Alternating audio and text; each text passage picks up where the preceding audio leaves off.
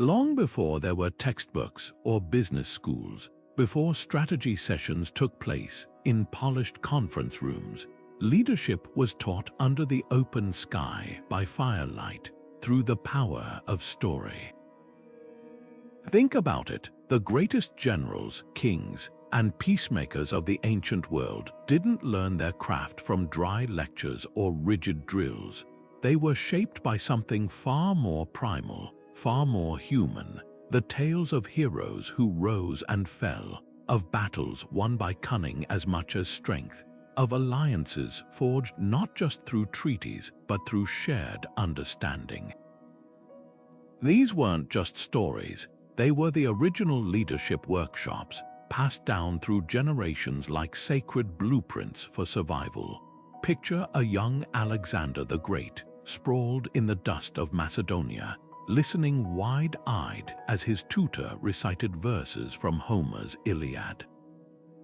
In those verses, he didn't just hear about Achilles' rage or Hector's bravery, he absorbed lessons about honor, sacrifice, and the terrible cost of pride. Or consider the warriors of ancient China, gathered in quiet courtyards as their elders recounted the cunning strategies of Sun Tzu's parables. Every story carried layers of meaning, teaching them when to strike and when to hold back, how to read an enemy's weakness, or when to extend an olive branch instead of a sword. These narratives weren't just entertainment, they were survival tools honed over centuries, designed to train minds for the impossible task of leading others through chaos.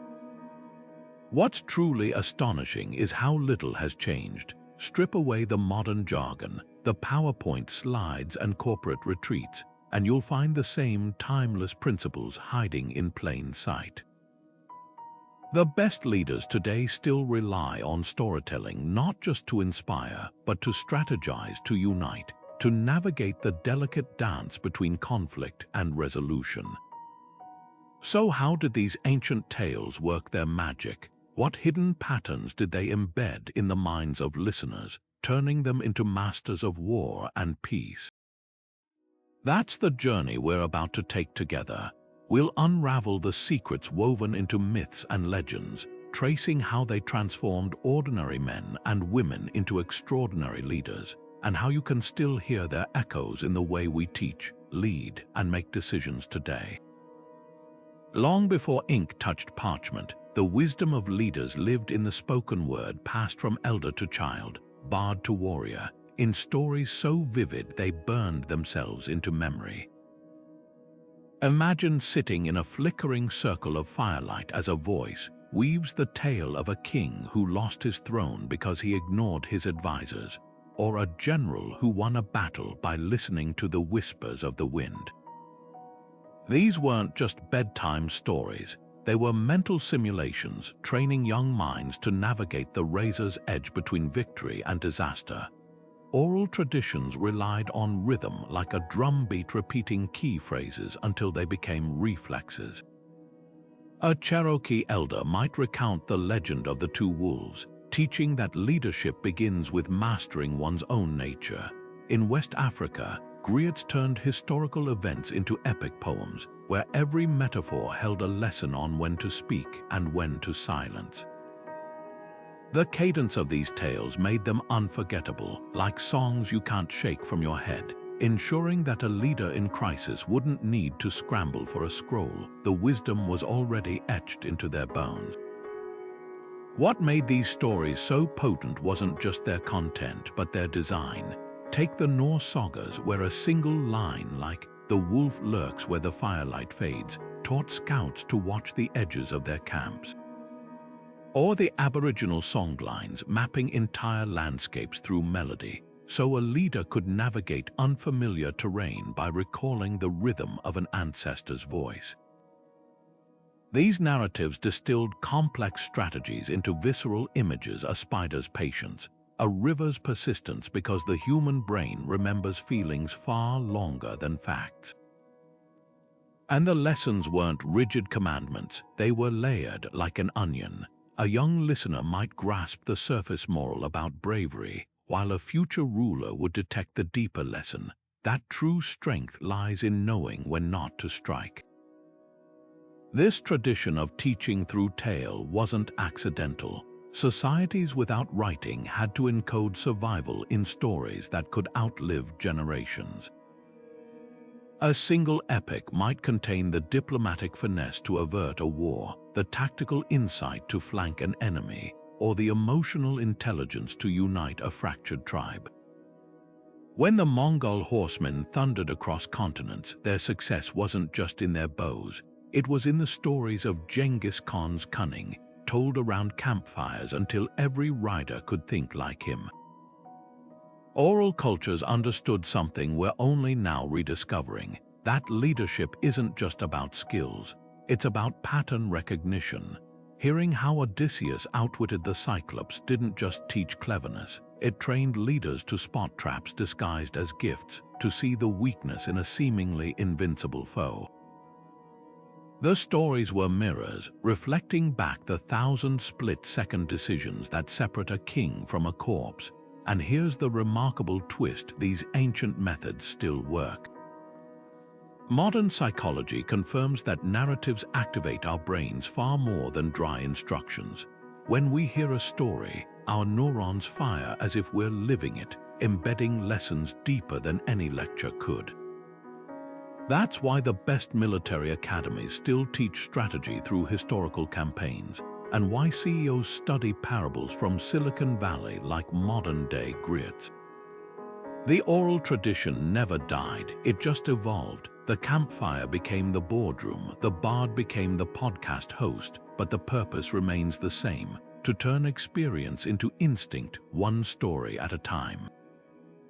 Consider the moment when a young Greek warrior first heard the tale of Achilles, not as distant myth, but as a dire warning.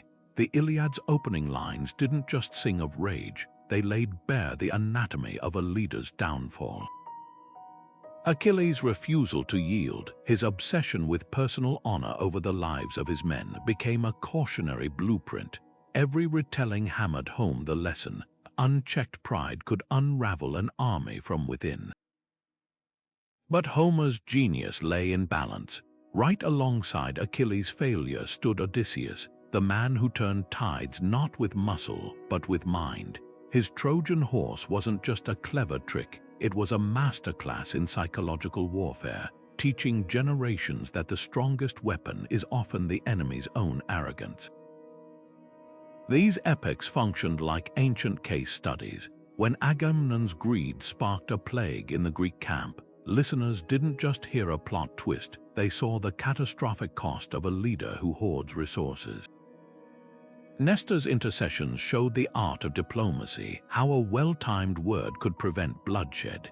Even the gods played their part, their fickle interventions driving home a brutal truth: no leader controls fate, only their response to it. The stories were meticulously crafted to simulate impossible choices. Should you avenge a comrade like Achilles and risk your cause, or swallow pride like Odysseus and live to fight smarter? There were no perfect answers, only consequences, laid bare in verse. What made these tales endure wasn't their grandeur, but their granularity. The Odyssey's Circe episode wasn't just a witch's curse, it taught commanders to recognize when their men were metaphorically turned to swine, demoralized and adrift. Penelope's weaving stratagem demonstrated how patience could outmaneuver aggression. And crucially, these lessons weren't delivered as dry maxims. They lived in the gut punch of Hector's farewell to Andromache, the visceral dread of the Cyclops cave, the sweat on Odysseus' palms as he clung to the ram's belly. Leaders remembered these scenes in their bones, the emotions forging neural pathways no lecture could match. Alexander the Great reportedly slept with the Iliad under his pillow, but he didn't just admire Homer, he reverse-engineered him. At the Siege of Tyre, when conventional tactics failed, Alexander didn't double down. He became Odysseus, ordering his engineers to build a causeway where the sea itself seemed invincible. Centuries later, Roman generals would quote Hector's speeches to rally legions.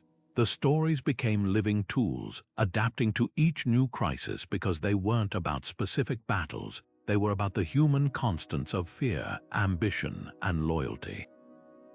Even today, when a CEO talks about their Trojan horse strategy or a negotiator references Circe's whispers, they're not just using metaphors, they're tapping into the oldest leadership curriculum on Earth, one that understands power isn't taken, it's performed, with all the nuance and improvisation of an epic's hero. The true test of these ancient manuals, their brutal honesty. Unlike modern leadership guides that often peddle positivity, Homer's world acknowledged that sometimes there are no clean wins. Odysseus returns to Ithaca only to face another war. Achilles gets his glory but dies knowing it cost him everything. These weren't flaws in the narrative, they were the point. Great leadership isn't about guaranteed success. It's about making choices you can live with when the dust settles, knowing the stories will outlast you. And perhaps that's why 3,000 years later, we still reach for these tales when training tomorrow's leaders. They remind us that the difference between a tyrant and a statesman, a conqueror and a liberator, often comes down to which stories they took to heart. Sun Tzu understood something profound about the human mind. We don't remember rules, we remember images. When he wrote, "Be like water," he wasn't just crafting a poetic phrase. He was engineering a mental shortcut that would outlive empires. Water adapts, flows around obstacles, strikes with crushing force, yet vanishes without a trace. That single metaphor contained an entire military doctrine, one a young officer could recall in the chaos of battle without flipping through scrolls. And it wasn't just water. Sun Tzu's manual transforms war into a living chessboard, where every move echoes with the weight of a parable. A general reading about playing the lute suddenly grasped the delicate balance of command. Too much pressure snaps the strings, too little leaves them silent. The brilliance of these analogies lies in their duality. On the surface, they're simple enough for a recruit to understand. Dig deeper, and they reveal fractal layers of strategy. Take the famous lesson about knowing your enemy and yourself. Sun Tzu doesn't just state it, he wraps it in the visceral image of a drowning man clutching at straws. The message sticks because you can see it, the flailing limbs, the desperation of a leader who failed to study the terrain.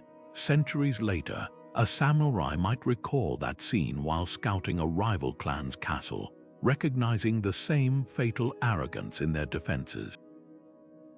What's often overlooked is how these metaphors trained intuition.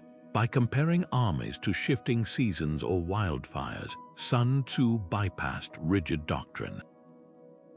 A commander didn't memorize steps, they absorbed patterns.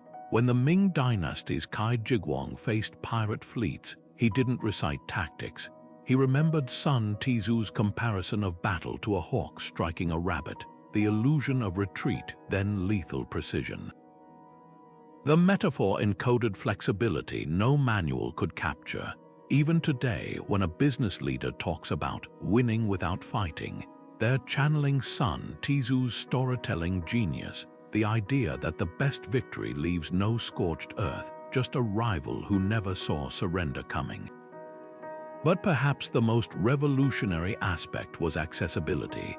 Most ancient strategy texts were locked behind scholarly language. Sun Tzu's metaphors democratized wisdom. A farmer-turned-soldier might not understand flanking maneuvers, but he knew how a flood reshapes the land. The stories leveled the field, allowing raw talent to compete with noble birth. History proves their effectiveness. Vietnam's General Giap, a history teacher with no formal military training, outmaneuvered superpowers by internalizing Sun Tzu's imagery, particularly the lesson about the twig that bends while the oak snaps. The ultimate testament to this approach, these analogies still thrive far beyond warfare. Coaches use Sun Tzu's empty fort bluff in sports. Negotiators invoke his burning boats metaphor to gauge commitment. Like Homer's epics, the art of war endures because it speaks the brain's native language, not dry facts, but living stories that etch themselves into our instincts. Sun Tzu didn't just write a manual, he crafted a mirror, one that reflects the timeless truth that all conflict, whether on battlefields or boardrooms, is ultimately human. And humans, as he well knew, are creatures of story. Aesop's fables did something extraordinary. They turned the delicate art of advising kings into a game of shadows. Picture a royal court where one wrong word could mean exile or worse. Now imagine an advisor, sweating under his robes, needing to tell a headstrong ruler that his latest tax scheme would spark rebellion. Direct criticism, too dangerous, but a story about a greedy dog who drops his meat trying to snatch its reflection. Suddenly, the lesson lands without bloodshed. That was the genius of fables like the tortoise and the hare. Wrapped in the innocence of talking animals, they smuggled hard truths into palaces under the guise of children's tales. Take the famous race between the tortoise and the hare. On the surface, it's a simple lesson about perseverance, but for a ruler like Alexander's successor Ptolemy, it held darker wisdom. The hare's fatal mistake wasn't just laziness, it was underestimating an opponent because of appearances. That fable likely echoed in Ptolemy's mind when he chose to consolidate Egypt's wealth slowly rather than chase fleeting glory through endless wars, and it wasn't alone. The lion's share taught monarchs about the illusion of fairness in alliances, where the strong always dictate terms. The fox and the grapes exposed the sour grapes rhetoric rulers used to save face after defeats. Each story was a diplomatic scalpel, precise enough to dissect power dynamics without leaving visible scars. What made these fables so effective was their deniability. When Queen Elizabeth's advisors worried about her reluctance to name an heir, they didn't risk treasonous speeches. They circulated the frogs who desired a king, a tale about creatures who begged Zeus for a ruler, only to regret their haste when he sent a stork that devoured them. The message, stability sometimes trumps swift change. No direct challenge to the throne, just a whispered story with teeth.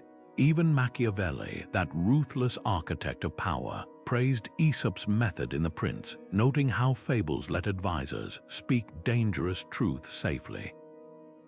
The real power of these tales lay in their adaptability.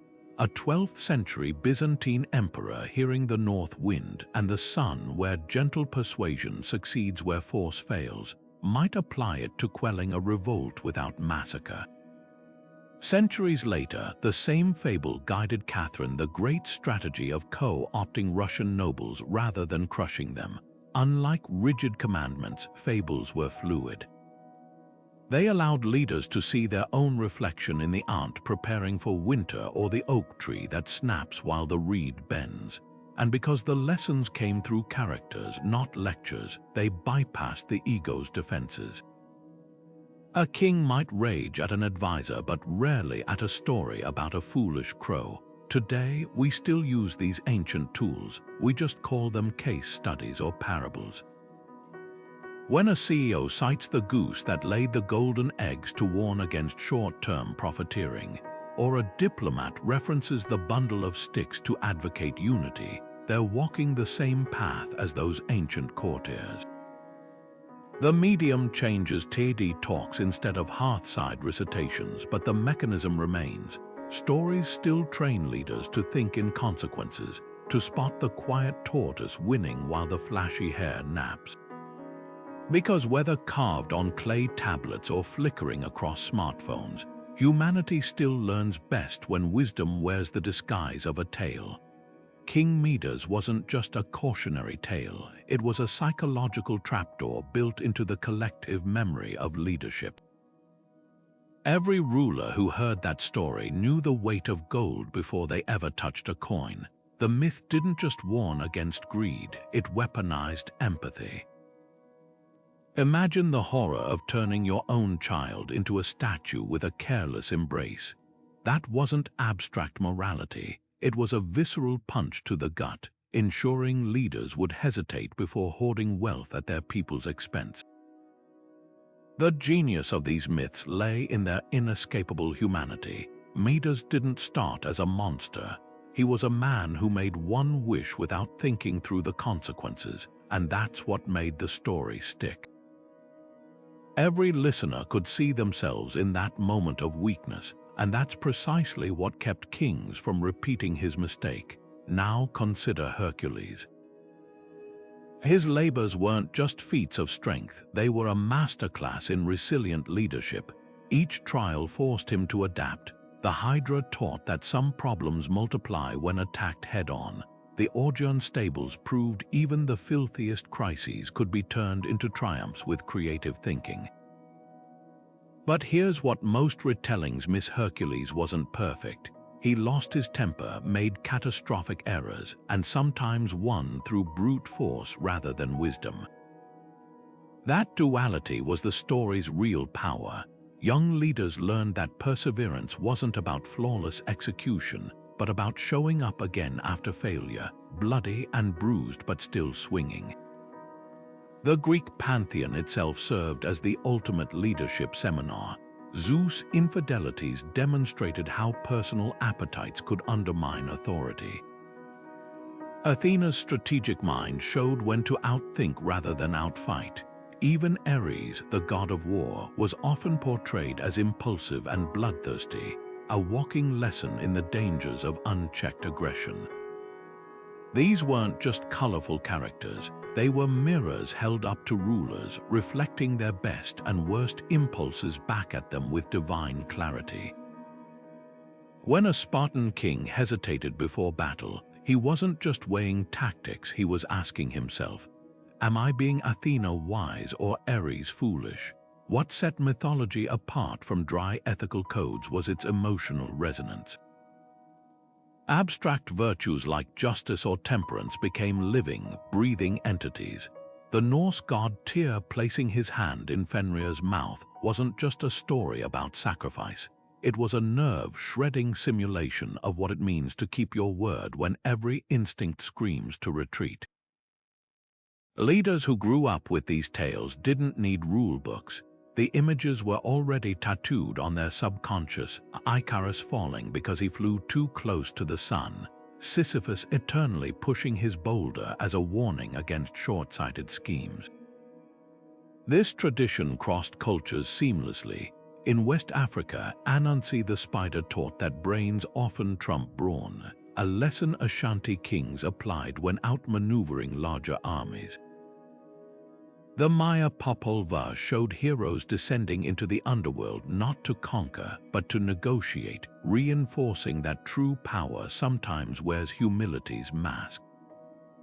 Even the Arthurian legends, though medieval, functioned the same way. Merlin's prophecies weren't about predicting the future, they were about teaching young rulers to anticipate consequences, to see the threads connecting today's choices to tomorrow's disasters. The most subversive aspect, these stories dared to portray gods and heroes as flawed. Unlike modern leadership gurus who peddle perfection, ancient myths acknowledged that even the mightiest stumble. Odysseus wept, Gilgamesh raged. The Chinese Yellow Emperor made catastrophic errors before finding wisdom. That honesty gave leaders permission to be human while still striving for better. It's why these tales still resonate in boardrooms and parliaments today. When a CEO references their Midas touch ironically or a general speaks of Herculean efforts, they're not just reaching for metaphors. They're tapping into the oldest leadership hack of all, the understanding that humans don't change because they're told to, but because they've felt a story's truth in their bones. In the flickering torchlight of a mead hall, a bard's voice rises above the clatter of cups, spinning a tale of a king who lost his crown through arrogance. This wasn't just performance, it was psychological warfare waged with rhythm and rhyme. Bards held a unique power. They could shape the ambitions of young princes by how they framed a story. Emphasize a king's generosity in one telling, and you'd inspire a future ruler to fill coffers for public works. Highlight the same king's downfall through stubbornness in another, and you'd subtly warn against inflexibility. The difference between a tyrant and a just ruler might hinge on which verses the court bard chose to repeat that season. Consider the Norse skalds who didn't merely recite sagas, they weaponized nostalgia. When a young Viking Jarl heard of Ragnar Lothbrok's cunning, the skald's pregnant pause before describing his betrayal by King Aelle wasn't accidental. That silence etched itself into memory, teaching more about the perils of misplaced trust than any lecture.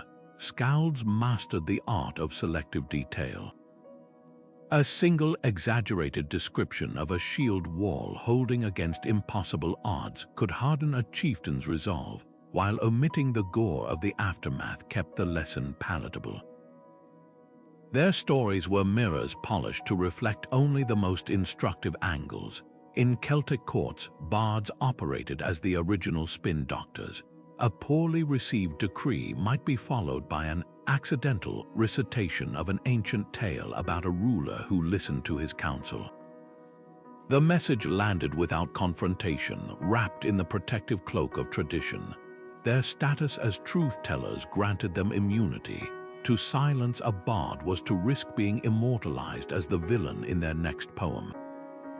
Irish legends claim that when King Brez the Beautiful oppressed his people, the bard Kerber crafted a satire so withering it literally drained the color from the king's face.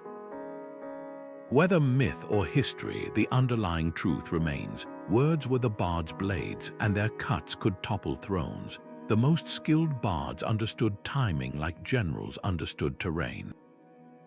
After a military defeat, a Welsh bard might perform the Gododin, where warriors die gloriously for a lost cause, not to shame the living, but to transform despair into purpose.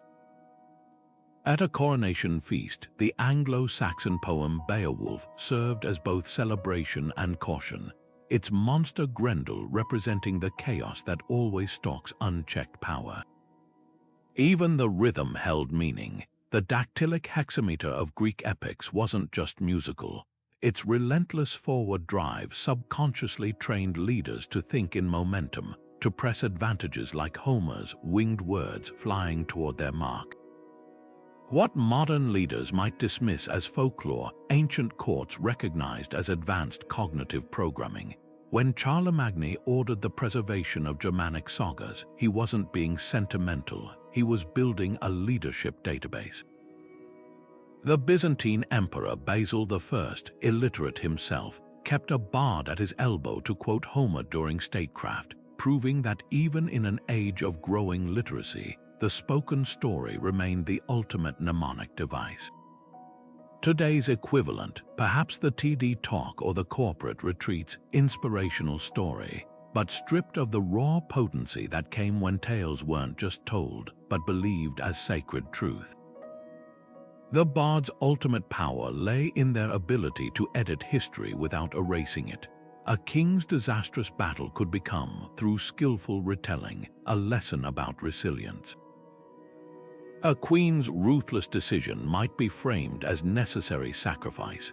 Unlike modern biographers constrained by facts, bards sculpted reality to serve the future, understanding that what matters isn't what happened, but what leaders believe happened. In this way, they weren't just keepers of the past, they were the quiet architects of tomorrow's decisions, one carefully crafted verse at a time. The Good Samaritan wasn't just a lesson in kindness, it was a radical leadership manifesto disguised as a roadside encounter. When Jesus told that story, he wasn't speaking to peasants but to power brokers, the priests and scholars who'd built careers around rigid interpretations of law. By making the hero a Samaritan, a group reviled by his audience, he delivered a gut punch. True authority isn't about status or rules, but about recognizing humanity where others see only enemies. This wasn't theology, it was advanced conflict resolution training, teaching that the most powerful leaders break cycles of retaliation by offering mercy first. Shift the scene to Kurukshetra, where the Bhagavad Gita unfolds not in a temple but on a battlefield. Arjuna's paralysis isn't weakness, it's the ultimate leadership simulator. As Krishna coaxes him to fight his own kin, the text grapples with a dilemma no military academy could simplify: how to wield power when every choice stains your soul. The Gita's genius lies in refusing easy answers. Krishna doesn't dismiss Arjuna's grief. He reframes it, comparing the eternal self to a warrior's armor, a metaphor that transforms existential dread into tactical clarity. Leaders from Gandhi to Oppenheimer would later wrestle with this same paradox, proving that some lessons only unfold in the space between story and silence. These sacred narratives worked because they traded absolutes for tension. The Good Samaritan doesn't end with the victim thanking his savior. It leaves the listener squirming with the command to go and do likewise. The Gita doesn't let Arjuna off the hook after his epiphany. He still must raise his bow. That unresolved tension is where real leadership incubates. Buddhist Jataka tales operate similarly. The Monkey King, who bridges armies by stretching his body across ravine, isn't just teaching self-sacrifice. He's demonstrating that sometimes the only way to lead is to become the bridge yourself, even if it breaks your back. What's often overlooked is how these stories weaponized cultural memory. When Hebrew prophets like Nathan confronted King David about his adultery, they didn't march in with accusations.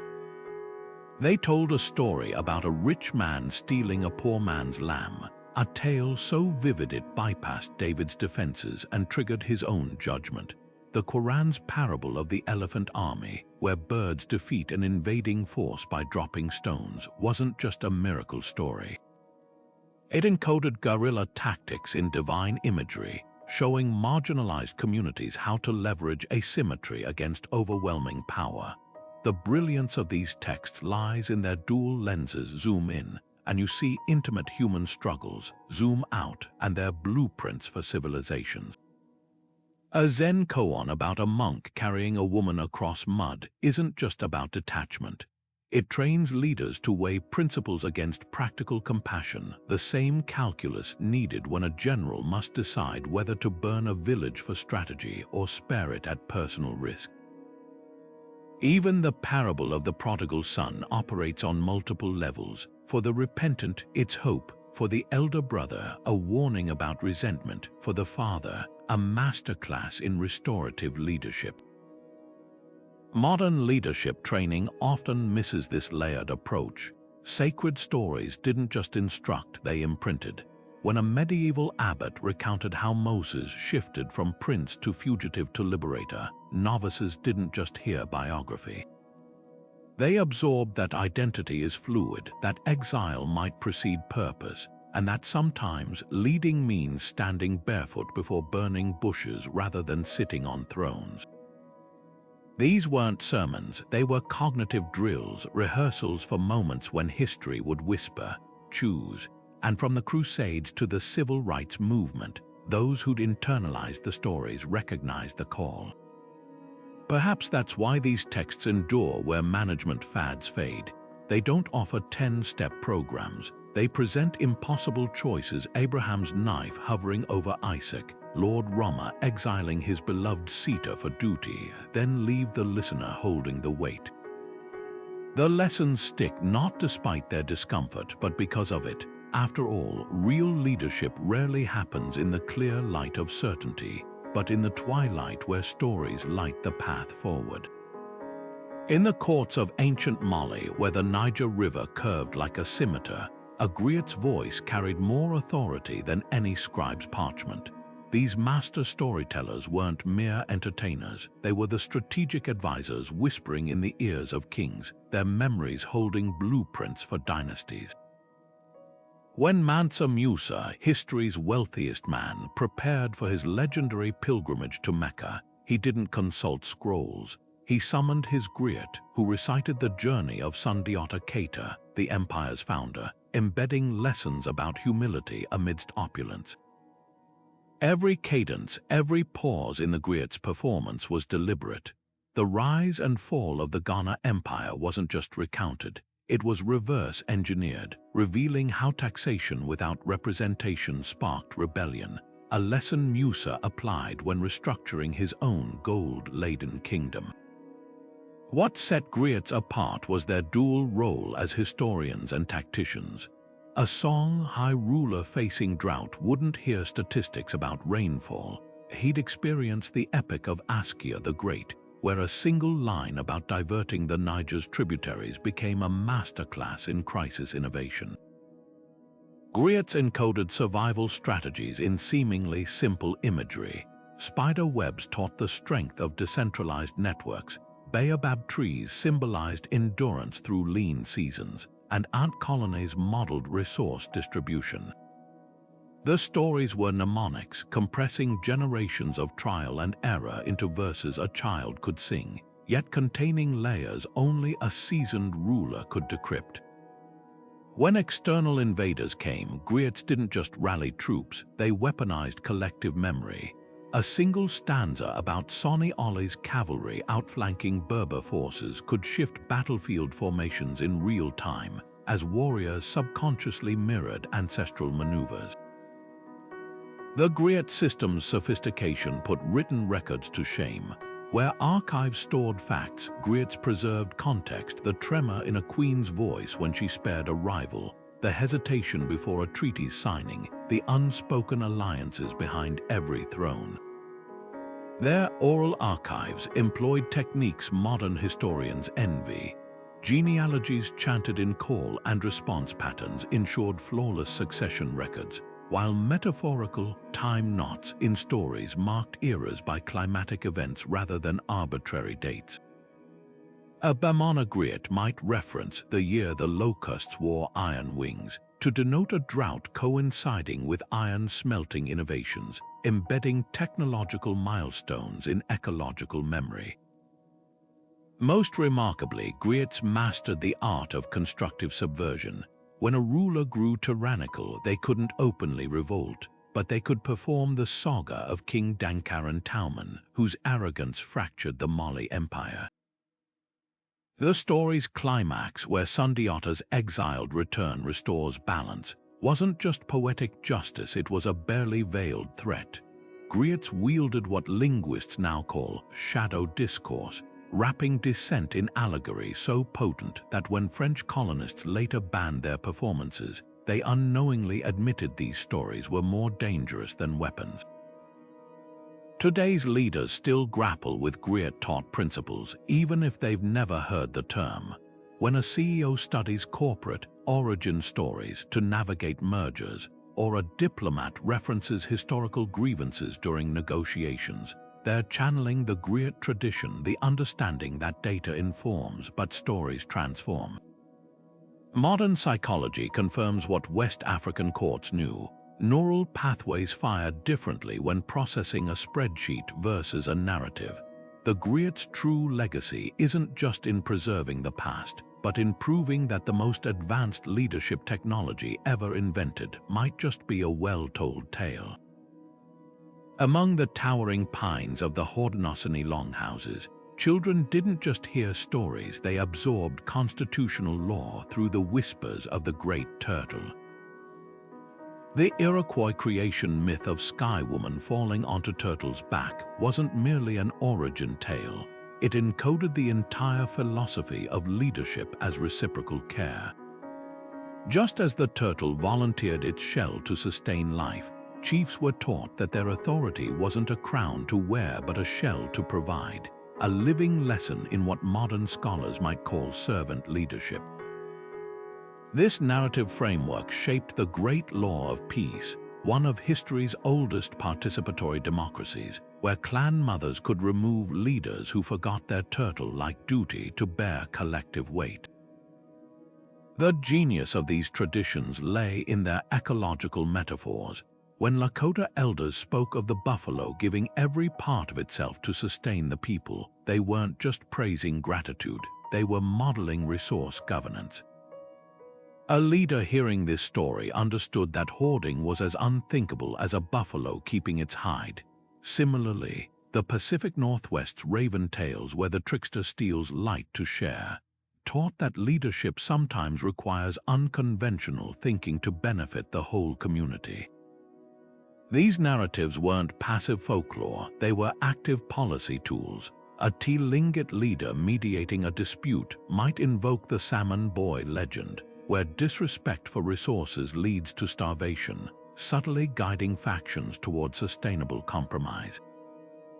What set indigenous storytelling apart was its long-term calibration. While European fairy tales often ended with happily ever after, native stories like the Cherokee's Two Wolves emphasized perpetual balance, a lesson that prevented short-term victories from unraveling into future conflicts. The Seven Generations principle, embedded in countless tribal narratives, forced leaders to weigh decisions against their impact centuries ahead. An Onondaga council fire might begin with reciting the dust dance myth, reminding everyone that today's agreements must outlast the winds of time. This narrative foresight allowed societies like the ancestral Pueblones to thrive in harsh climates where rigid hierarchies would have collapsed. The most sophisticated teachings often came wrapped in humor. The Nez Perce's coyote stories, where the bumbling antihero's schemes backfire, served as hilarious but lethal satire against authoritarianism. When a would-be tyrant boasted at potlatch gatherings, elders might respond with a coyote tale about arrogance, leaving the trickster dangling from a cliff. Laughter did what lectures couldn't. It made toxic leadership styles ridiculous rather than fearsome. Meanwhile, the Hopi's Cockapelli tales blended fertility symbolism with warnings about leaders who played their flute too loudly, drowning out community voices. These oral constitutions were so effective that they outmaneuvered written laws. When the U.S. government imposed Western-style councils on tribes in the 19th century, many communities subverted them by running dual systems: official meetings for bureaucrats, story circles for real governance. The White Mountain Apache still resolve disputes through historical precedent tales, where offenders must hear how ancestors rectified similar breaches. It's a system that recognizes what modern justice often misses. People remember stories longer than statutes. Today's environmental and political crises make these narrative tools more relevant than ever. When Norwegian diplomats cite the Iroquois Great Law while drafting climate accords, or Canadian activists use Ojibwe water prophecies to block pipelines, they're proving that ancient storytelling wasn't just about preserving culture, it was about preserving civilization. The stories live on, not as museum pieces, as lifelines for a world finally realizing that leadership without stewardship is just slow-motion collapse. Deep in the heart of China's imperial courts, a single phrase could unmake kings. Tiananmen Weizhuan, the mandate of heaven revoked.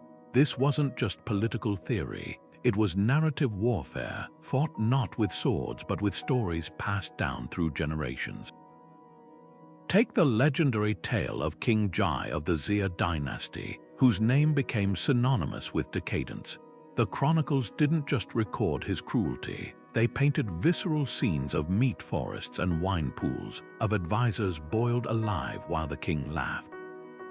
These weren't neutral histories, they were morality plays, teaching that when rulers crossed the line from firm to tyrannical, nature itself would rebel. Earthquakes, floods, and peasant uprisings weren't mere misfortunes in this framework, they were cosmic report cards, signaling that heaven had withdrawn its favor.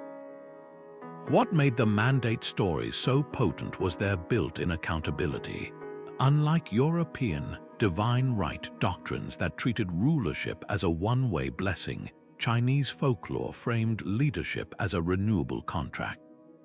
The parable of the Yellow Emperor's rise didn't glorify conquest, it showed him earning legitimacy by inventing plows and healing herbs before taking power. Conversely, the downfall of the Shang dynasty's Emperor Zhu wasn't just about battlefield losses. It hinged on his grotesque neglect, ignoring drought-stricken farmers to carve obscene poems on palace pillars. These tales created a cultural early warning system.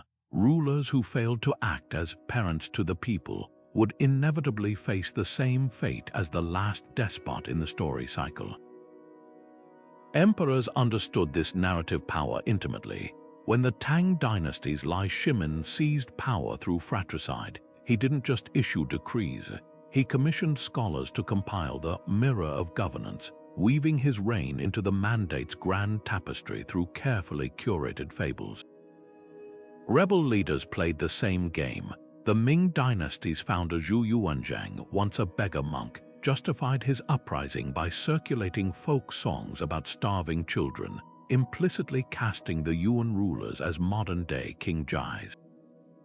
Even natural disasters became storytelling opportunities. After the massive 1556 Shaanxi earthquake, officials didn't just organize relief, they distributed illustrated pamphlets showing the quake as heaven's judgment on corrupt tax collectors, turning geology into political theater. The genius of these folktales lay in their dual audience. For rulers, they were cautionary tales wrapped in silk. A noble might hear the story of Duke Yuan of Kai and his wise minister Guanzhong, learning that delegating to talent wasn't weakness but strategy. For peasants, the same stories became resistance blueprints. The legend of Chen Sheng's rebellion, where hidden messages in fish bellies sparked revolt, taught that dissent could be as subtle as it was deadly. This narrative ecosystem kept dynasties cycling like the seasoned stories of virtuous founders birthing complacent heirs, then collapse, then renewal, all under heaven's watchful gaze. Modern leaders still grapple with these ancient narrative forces. When Chinese officials reference Minnie, the will of the people, they're channeling the mandate storytelling legacy. Corporate scandals play out like updated versions of those imperial downfall tales, with public outrage serving the same role as mythical floods or two-headed calves. Because whether carved on oracle bones or trending on Weibo, humanity still judges power by the oldest metric of all, whose stories feel true when the harvest fails and the rivers rise. At the height of Athenian democracy, when citizens gathered in the open-air theater of Dionysus, they weren't just spectators. They were participants in the most intense leadership workshop imaginable. Sophocles' Antigone didn't merely entertain, it staged a collision of values so visceral that politicians squirmed in their seats. Here was Creon, the ruler who prized order above all, declaring traitors unworthy of burial, while Antigone, a young woman with no official power, defied him on moral grounds. The genius of the play wasn't in picking sides, it forced the audience to sit with the agony of both. Lawmakers who dismissed dissent as nuisance left questioning, was their rigidity protecting the state or strangling its soul? Oedipus Rex took this psychological scalpel to monarchy itself. The hero who solved the Sphinx's riddle but couldn't see his own flaws became a mirror for every leader convinced of their infallibility. That moment when Oedipus gouges out his eyes wasn't just dramatic climax, it was a masterclass in consequences. Athenian generals, fresh from military victories, suddenly faced an uncomfortable parallel. What blind spots might their triumphs be hiding? The play's structure intensified the lesson. Unlike modern stories where heroes redeem themselves, Oedipus' downfall was irreversible, searing into the audience's minds that some mistakes can't be walked back. These tragedies worked because they weaponized empathy. When Euripides' The Trojan Women laid bare the suffering of conquered civilians, it wasn't historical voyeurism. It was a direct challenge to Athens' own imperial ambitions. spectators who cheered naval expansions found themselves weeping with Hecuba, the fallen queen cradling her dead grandson. The cognitive dissonance was the point. Real leadership training isn't about confirming biases but shattering them. Even the physical staging reinforced this. The masks actors wore weren't just practical, they transformed individuals into archetypes, making every king's folly feel universal, every rebel's stand hauntingly familiar. What's often overlooked is how participatory these performances were. The chorus, ordinary citizens chanting between scenes, acted as the city's collective conscience. Their lines blurred the line between stage and reality, asking questions that echoed in the assembly next morning. When does justice become vengeance? Can laws defy the gods? This wasn't passive entertainment. The plays concluded with debates where politicians and philosophers dissected the moral quagmires presented. The real drama continued in the agora, where decisions about war, justice, and governance were suddenly filtered through the emotional aftermath of fictional catastrophes. The enduring power of these plays lies in their refusal to offer easy answers. Antigone doesn't end with reconciliation but with Creon broken amid the ruins of his family, a grim reminder that leadership without humility breeds its own destruction.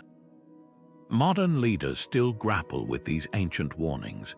When a CEO ignores frontline employees' concerns or a president dismisses intelligence that contradicts their worldview, they're replaying tragedies older than democracy itself. The Greeks understood something we often forget, that the most vital leadership skill isn't strategy or charisma, but the ability to see yourself, truly see yourself, before the plot reaches its irreversible climax. Scheherazade didn't just tell stories, she wielded them like a surgeon's scalpel, each incision designed to heal a king's festering rage. The moment she stepped into Shahryar's chamber, she wasn't merely buying time with tales of jennies and flying carpets. She was conducting the most delicate psychological intervention in literary history, using narrative as her only anesthetic. Consider the stakes: 1,001 nights to unravel a monarch's trauma, with every dawn's light threatening to become her last. What makes the Arabian Nights revolutionary isn't just its fantastical plots, it's the meta lesson hidden in its structure. Each nested story functioned like a chess move, positioning the king to confront his own brutality without ever feeling cornered. Take the legend of the fisherman and the demon. On the surface, it's about outwitting a vengeful spirit, but peel back the layers, and it's a masterclass in conflict escalation, teaching Shahyar that even the most monstrous rage can be outmaneuvered with patience and wit. The brilliance of Scheherazade's method lay in its indirectness. She never lectured the king about mercy. Instead, she showed him rulers who lost everything through cruelty, like the caliph in the tale of the envious vizier, whose paranoia turned allies into enemies. She painted vivid scenes of injustice reversed, as in The Porter and the Three Ladies, where seemingly powerless women outsmart their oppressors. These weren't abstract morals, they were emotional simulations, allowing Shahyar to experience empathy by proxy. The stories worked because they bypassed his defenses. A direct plea for forgiveness might have sparked defiance, but hearing about Sinbad's seventh voyage, where the sailor spares a vengeful giant only to gain an unlikely ally, let the king arrive at compassion on his own terms. What modern leaders often miss is how the Arabian Nights engineered cognitive shifts through sequencing. Notice how Scheherazade's early tales focus on survival and cleverness, subtly mirroring her own predicament. As the king's curiosity grows, she introduces deeper themes: the sultan who learns governance from a child's riddle, the merchant whose honesty unlocks a hidden treasure. This narrative escalation wasn't random. It mirrored the stages of psychological transformation, first securing attention, then building trust, and only finally challenging core beliefs. Even the cliffhanger device served a purpose. By leaving stories unresolved at dawn, she trained Shahryar in delayed gratification, rewiring his impulse for immediate violence into anticipation for resolution.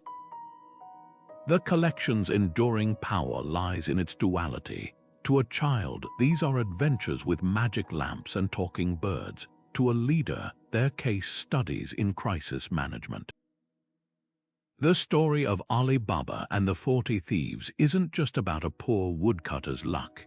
It's a tactical manual on asymmetric warfare, where intelligence gathering and deception triumph over brute force.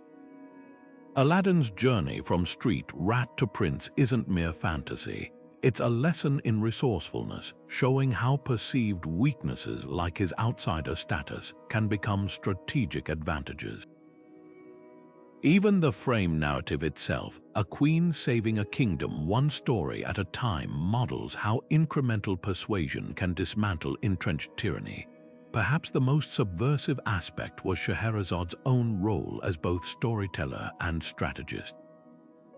Unlike traditional epics where heroes wield swords, her weapon was narrative agency. She didn't overthrow the king, she rehabilitated him through carefully curated perspectives, proving that the most profound revolutions happen in the imagination first.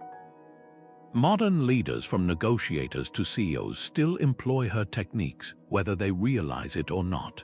Every time a mediator reframes a conflict through parable, or an activist shares personal stories to shift policy debates, they're walking the path Scheherazade carved, one story at a time, under the shadow of the blade.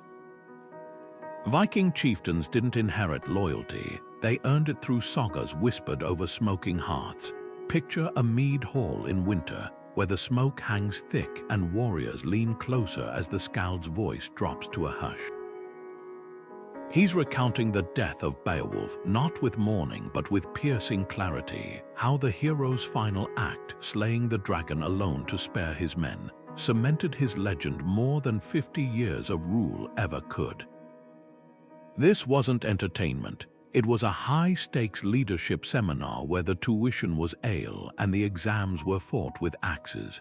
The sagas taught that honor wasn't a birthright but a currency, constantly earned and just as easily squandered. A single moment of cowardice, like Unferth's drunken taunts in Beowulf, could haunt a warrior for life, while selfless acts dividing plunder equally, standing shield to shield with the weakest fighter, were retold until they became part of a chieftain's living resume. These stories functioned as social glue, but with razor-sharp edges. When the saga of the Volsungs described Sigurd sharing the dragon's heartblood with his foster brother, it wasn't just about generosity, it was a visceral lesson in reciprocity. Chieftains who hoarded wealth soon found their halls empty, while those who emulated Sigurd's gesture, like the real-life Olaf Tryggvason, inspired fanatical loyalty. The saga's power lay in their brutal honesty. They didn't shy from showing heroes' flaws, Beowulf's pride, Egil's temper, because the message wasn't perfection but accountability. A leader hearing of King Aethrolf's downfall knew better than to blame fate when his own choices mirrored the tragic arc.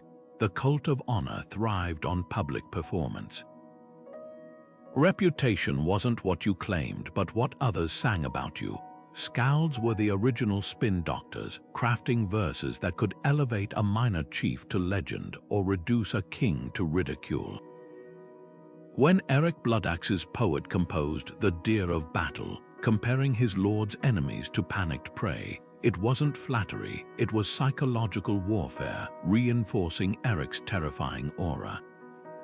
Conversely, the saga of Grettir the Outlaw shows how slander could be lethal. Grettir's strength couldn't save him from isolation once rumors painted him a berserker. Leaders grasped this narrative economy instinctively. They knew that feeding a skald well wasn't vanity, it was strategic investment in their own mythos. What modern CEOs might call brand management, Vikings understood as existential survival. A chieftain's power rested on his ability to embody the saga's ideals in real time. When Harald Hardrada faced betrayal, he didn't execute the traitors immediately. He reenacted the Rigsthula, holding a public judgment where witnesses could see him balance justice with mercy, a performance straight from the poetic Eddas. The saga's true genius was their flexibility. Unlike rigid codes of chivalry, Norse honor adapted. A merchant hearing the saga of the Greenlanders learned that keeping one's word mattered more than fighting prowess when sealing deals across icy seas.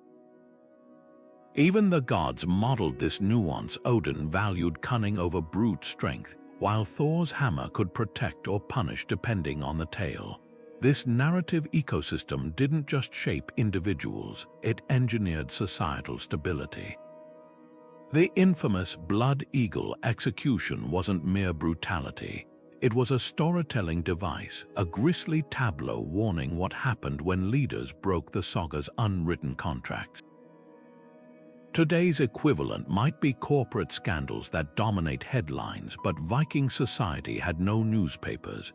Their scandals lived in verse, passed mouth to mouth until the weight of collective judgment forced change. The saga's legacy lingers wherever reputation still dictates power, in boardrooms where trust determines deals, on social media where narratives make or break careers.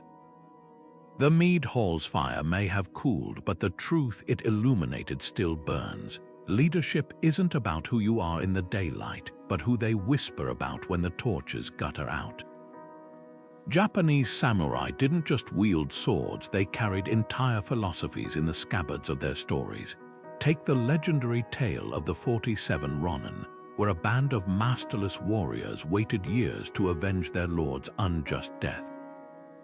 On the surface, it's a gripping revenge plot, but peel back the layers and it's a masterclass in strategic patience.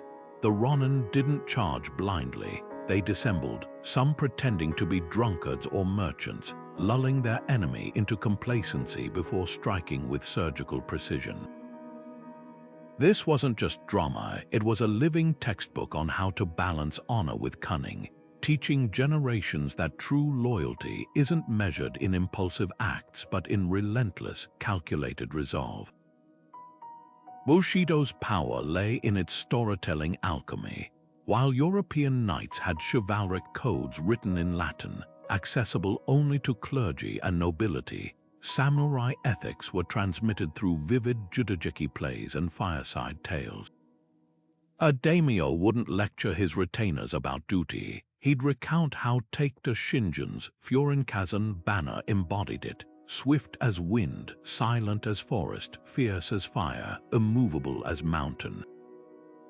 These four elements weren't just poetry, they were mental shorthand for battlefield tactics. When Tokugawa Ieyasu molded his strategy around the waiting crane parable, observing patiently like a bird before seizing its moment, he wasn't quoting scripture. He was invoking a story every foot soldier knew by heart. The genius of these narratives was their emotional precision. Consider the seppuku of General Nogi Mersuk after Emperor Meiji's death. To Western observers, it seemed archaic, but those raised on tales like the Tale of the Hike understood Nogi wasn't just following ritual. He was reenacting the ultimate Bushido parable, where loyalty transcends even life itself. Such stories created a cultural feedback loop. Historical figures became legends, and those legends then trained future leaders. When World War Roman II kamikaze pilots wrote farewell poems echoing medieval death poems, they weren't brainwashed, they were stepping into roles crafted centuries earlier by storytellers. What modern leaders often miss is how these tales engineered behavior through shame as much as inspiration. The infamous account of Date Masamune executing his own retainer for reckless bravery wasn't about cruelty. It was a narrative scalpel, cutting away the misconception that glory trumped discipline. Similarly, the story of Honda Tadakatsu, who survived countless battles without a single scar, didn't celebrate invincibility. It taught that true mastery meant avoiding unnecessary conflict, a lesson samurai applied in court intrigues as much as sword fights. Bushido's legacy proves that culture isn't built through decrees but through shared imagination. Today's corporate core values posters pale beside the psychological grip of a well-told Ronin saga. Because when a young warrior heard about Miyamoto Musashi defeating 80 opponents not through strength but perception, he didn't memorize a principle, he absorbed a way of seeing. That's the untold power of these stories. They didn't just instruct the mind, they reprogrammed the gaze, turning every decision into a page from an epic still being written. In the mist-shrouded hills of ancient Britain, a single voice could mean the difference between victory and slaughter. Celtic bards weren't mere entertainers, they were psychological warriors, their verses as vital to battle as sword or shield. Picture the night before combat, warriors huddled around fires as a bard's voice rises, weaving a tapestry of ancestral glory. His words didn't just recount battles, they conjured them, the clang of iron, the roar of fallen kings, the unbroken thread of honor stretching back through generations. This wasn't poetry, it was neural armor reforging trembling recruits into a single, unshakable force. The bard's secret weapon was meter. Complex rhyming schemes honed through years of training acted like sonic spells. The repetitive cadence of Oneida three-line prophetic verses induced trance-like focus, quieting fear's whispers. A skilled bard could manipulate stress patterns to mirror heartbeats, synchronizing an army's rhythm before the charge. Historical accounts describe Gaulish warriors advancing in perfect sync, chanting verses about past victories, their footsteps matching the bard's tempo. Roman legions, for all their discipline, often faltered against this auditory onslaught, unprepared for enemies who fought not in silence, but to the pulse of living history. Lineage was another battlefield. A chieftain's legitimacy hinged on the bard's ability to trace his bloodline to mythic founders like Bran the Blessed or the warrior queen Boudica. These genealogies weren't dry recitations, they were strategic theater. Before negotiations with rival clans, bards would perform elaborate praise poems, subtly reminding listeners that their patron's ancestry outshone all others. The subtext was clear: oppose this leader and you oppose the gods themselves. When the Welsh hero Llewellyn ap Gruffydd faced English encroachment, his bard Dafydd Benfras didn't just sing of valor, he invoked the Mabinogian's prophecies, framing resistance as cosmic destiny. But the true power lay in adaptability. Bards mastered the art of real-time composition, altering verses to fit the moment. If warriors wavered, they'd shift to tales of last stands where the outnumbered triumphed through sheer will. Should morale dip during a siege, they might recount how the legendary Churchill held a ford alone for days. The stories weren't static, they were living things evolving like battle plans. Irish annals describe bards moving through ranks mid-conflict, tailoring couplets to individual fighters, reminding a spearman of his grandfather's exploits or a horseman of his clan's equestrian legacy.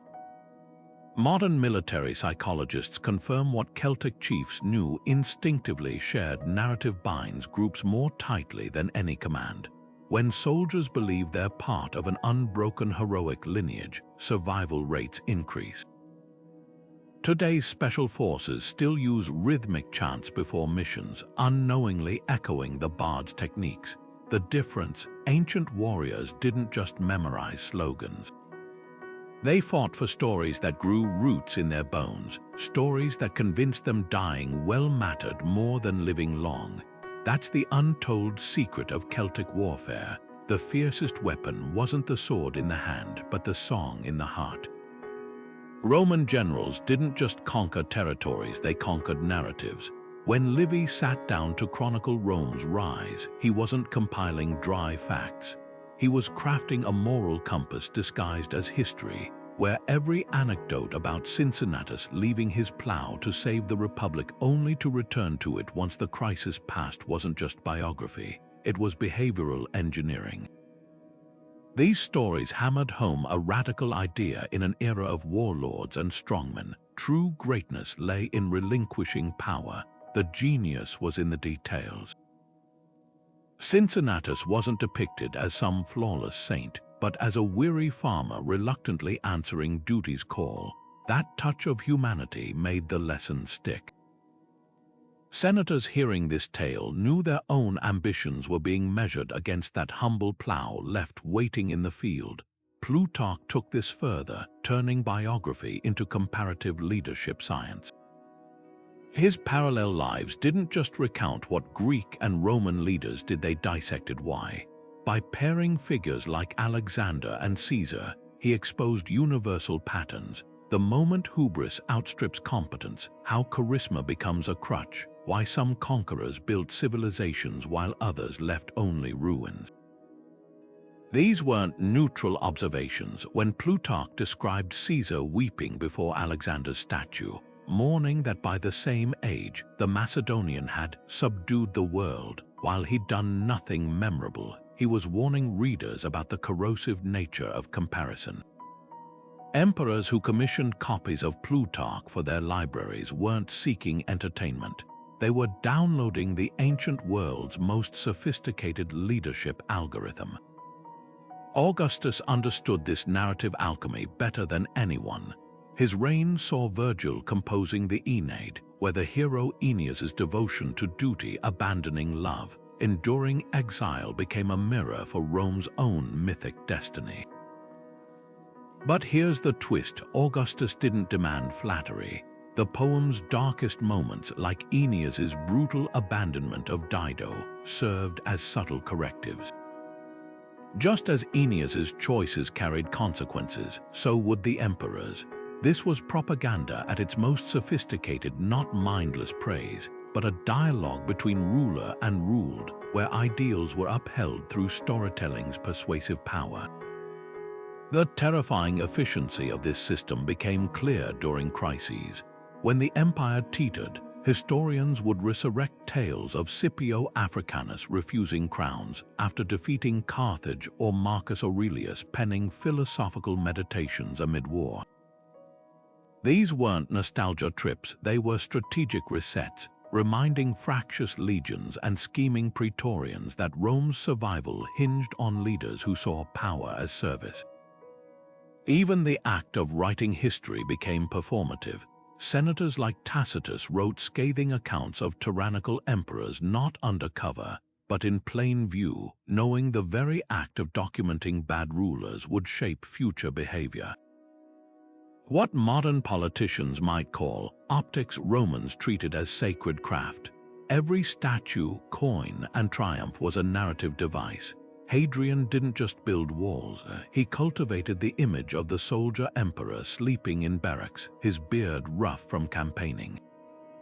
Constantine didn't merely convert to Christianity, he staged visions and painted his shields with divine symbols, understanding that faith moves armies when woven into story. This tradition's legacy lives on whenever leaders invoke founding fathers or historical parallels, proving that Livy and Plutarch's real triumph wasn't recording history. It was proving that whoever shapes the stories ultimately shapes the world. Indian rulers didn't receive their first lessons on statecraft from dry textbooks. They learned them through the sly grin of a jackal and the thunderous roar of a deluded lion. The Panchatantra, compiled over 2,000 years ago, wasn't just a collection of children's fables. It was a covert training manual for future kings, where every chattering monkey and scheming crocodile held up a mirror to the brutal realities of power. Take the famous story of the lion and the rabbit. On the surface, it's a simple tale about an underdog outsmarting a predator. But for a young prince, it was a masterclass in asymmetric warfare, teaching that when you can't match an enemy's strength, you redirect their aggression. The rabbit convinces the lion there's another, more powerful lion lurking in the well, tricking him into jumping to his death. This wasn't just clever storytelling. It was psychological warfare distilled into digestible metaphor, showing rulers how to turn opponents' egos against them. What set the Panchatantra apart was its ruthless practicality. Unlike European fairy tales where virtue is always rewarded, these stories acknowledged the messy gray areas of governance.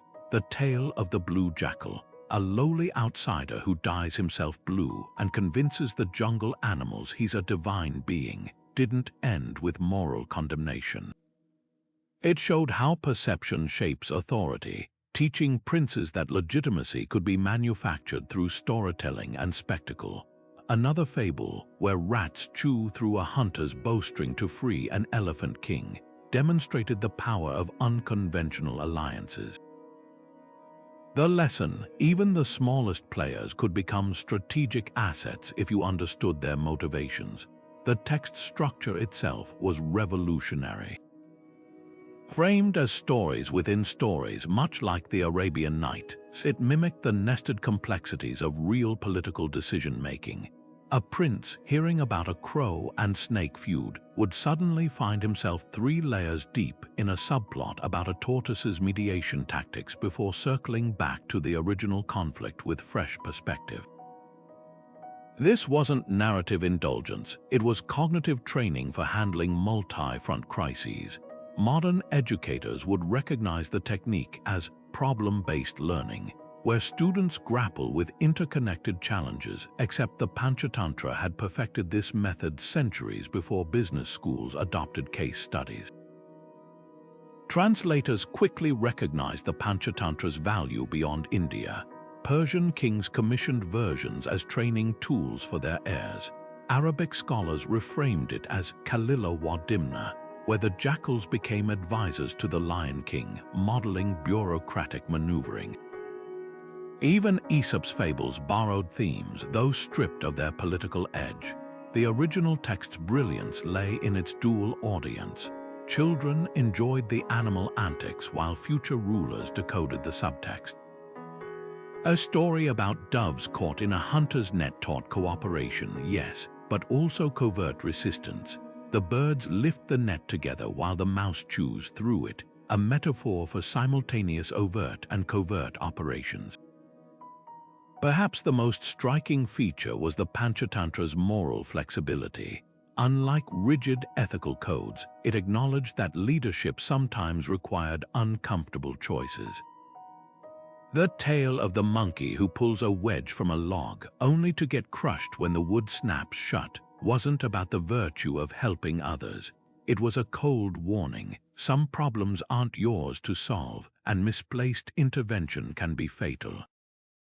Modern leaders might recognize this as the Pandora's box principle, but the Panchatantra presented it with startling pragmatism, trusting its audience to grasp nuance rather than spoon-feeding absolutes. Today's diplomats and CEOs unknowingly echo these ancient lessons whenever they speak of lions and foxes in negotiations or reference the turtle's caution in competitive markets. The Panchatantra proves that the most enduring leadership training isn't found in bullet points or flowcharts, but in stories that lodge themselves in the imagination, ready to surface when a crisis demands unconventional thinking. After all, when faced with an impossible dilemma, who better to channel than a clever jackal, the original strategist who knew that sometimes the sharpest weapon isn't a claw but a well-told tale? Arthurian legends didn't just entertain medieval courts, they rewired the very DNA of leadership. At the heart of these tales sat the Round Table, not as a piece of furniture, but as a revolution carved in wood. Imagine the shockwaves this symbol sent through feudal Europe, where hierarchy was as unshakable as castle stone. By seating his knights as equals, Arthur wasn't just hosting dinners. He was demonstrating that true strength flows from collective wisdom, not solitary command. The table's circular shape whispered a radical idea. Even the mightiest king is only as strong as the council he keeps close. This wasn't fantasy, it was governance reimagined, a blueprint for rulers willing to trade absolute control for lasting loyalty. Merlin's prophecies added another layer to this training manual. Unlike oracles of old who spoke in riddles, Arthur's advisor crafted visions with surgical precision. When he warned of Mordred's betrayal or the Fisher King's wound, he wasn't predicting doom, he was teaching rulers to spot the fault lines in their own reigns. The Grail quest itself functioned as the ultimate leadership simulator. Knights didn't just search for a holy cup, they confronted impossible choices between personal glory and collective salvation. Lancelot's failure wasn't about his affair with Guinevere, it revealed how even the mightiest leaders crumble when private desires eclipse public duty. These stories worked because they showed perfection as the enemy. Arthur himself falters, ignoring warnings, trusting the wrong kin, proving that the mark of a true king isn't infallibility, but the capacity to rise after each stumble. The legend's enduring power lies in their duality. On one hand, Excalibur's gleaming blade embodied the unyielding might required to unite warring factions. On the other, the sword's mystical origins, drawn from stone by divine right, reminded kings that legitimacy isn't seized, but bestowed by something greater than ambition. This tension between strength and sanctity became medieval Europe's guiding star. Plantagenet rulers commissioned Arthurian tapestries for their halls, not as decorations, but as daily reminders that conquest without justice is just dressed-up tyranny. Even the tale's geographical roots held lessons. By setting Camelot in a mythical post-Roman Britain, the stories whispered that civilization isn't inherited, it's rebuilt by leaders who choose light over chaos. What modern strategists might call soft power, Arthurian legends framed as sacred duty. The Pentecostal oath sworn by all Round Table knights didn't demand feats of arms but vows of mercy, to protect the weak, speak truth, and right wrongs. This code transformed governance into a spiritual exercise where every decision carried cosmic weight. Historians note that English kings like Edward III modeled their Order of the Garter directly on Arthur's fellowship, understanding that symbols bind tighter than laws. The legend's true genius was making morality tactical. When Gawain shows mercy to a defeated foe only to face consequences later, the story doesn't preach, it demonstrates that leadership's hardest choices aren't between good and evil, but between competing virtues. Today's leaders still walk Arthur's shadow. When politicians invoke a new Camelot or CEOs frame their teams as round tables, they're reaching for that ancient alchemy of might and morality. The stories endure not because they offer easy answers, but because they hold up a mirror to leadership's eternal dilemma: how to wield power without being corrupted by it. In an age of fractured trust and short-term gains, Arthur's greatest lesson might be his simplest: that the table only stays round if everyone believes they have a seat. Aztec rulers didn't just wear crowns, they carried the weight of the cosmos on their feathered headdresses. The moment a new Tlatoani ascended the throne, he wasn't merely taking political office. He stepped into a living story painted across bark paper codices, where his every decision echoed divine precedent. Take the Codex Mendoza, its vivid pigments depicting the first ruler Acamapitchtli not as a mortal man, but as a thread woven into the very fabric of creation. His coronation wasn't ceremony, it was cosmic realignment, binding human authority to the gods' eternal struggle against chaos. These codices weren't books in our sense. They were sacred maps charting the razor's edge between order and destruction, where a king's misstep could bring drought or flood upon his people. The genius of these manuscripts lay in their duality. On one panel, you'd see the god Huitzilopochtli commanding the Mexica to wander until they found an eagle on a cactus, a divine mandate for expansion. On the next, scenes of conquered cities burning served as grim reminders. Unchecked ambition turned even gods into tyrants. The Codex Borgia's infamous page 56 shows this balance perfectly. A ruler sits enthroned beneath the sun god Tanatia, receiving tribute, while below him, a skeletal Mictlantecutli waits with open arms. The message was unmistakable: authority came with expiration, and every conquest risked awakening the underworld's hunger. Young nobles studying these images absorbed more than history. They internalized that power wasn't a right, but a temporary stewardship between celestial forces. War councils didn't convene without consulting these visual scriptures. Before launching campaigns, priests would unroll the Codex Botterini, its amoxtly paper crackling as they traced the Mexica's mythic exodus from Aztlan. The warriors leaning in weren't just reviewing strategy, they were reliving their ancestors' trials, their hunger, their divine pact. This narrative alchemy transformed ordinary raids into sacred missions. When Moctezuma Roman II faced Cortez's advance, he didn't just see foreign invaders. The Florentine Codex suggests he saw Quetzalcoatl's prophesied return, a story so deeply etched in the codices that it paralyzed his response. The very tales that cemented Aztec legitimacy became their blind spot, proving these stories could build empires or unravel them. What modern leaders might dismiss as superstition, the Aztecs recognized as psychological infrastructure. The Codex Fejavaremaya's intricate tonalamatl divinatory calendar wasn't mere astrology, it was a decision-making matrix. Each day carried narrative weight, some auspicious for treaties echoing the god Tezcatlipoca's cunning diplomacy, others suited only for sacrifice, invoking Huitzilopochtli's blood debts. Ruler and ruled alike moved through these painted prophecies like actors in a predetermined drama, yet with startling agency. The codice's repetitive imagery, kings offering their blood alongside warriors, dying maize gods resurrected, taught that leadership meant participating in the cosmic cycle, not controlling it. Today's politicians crafting manifest destiny rhetoric or corporations invoking mission statements are distant echoes of this tradition, the Aztec difference.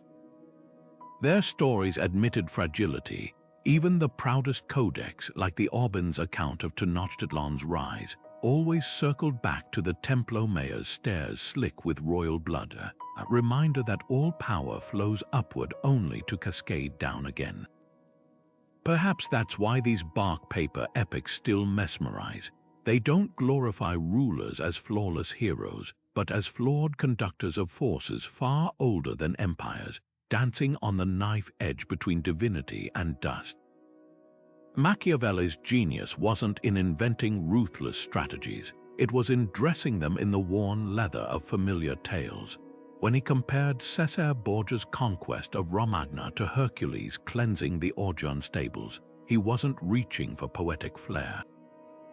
He was activating centuries of cultural memory.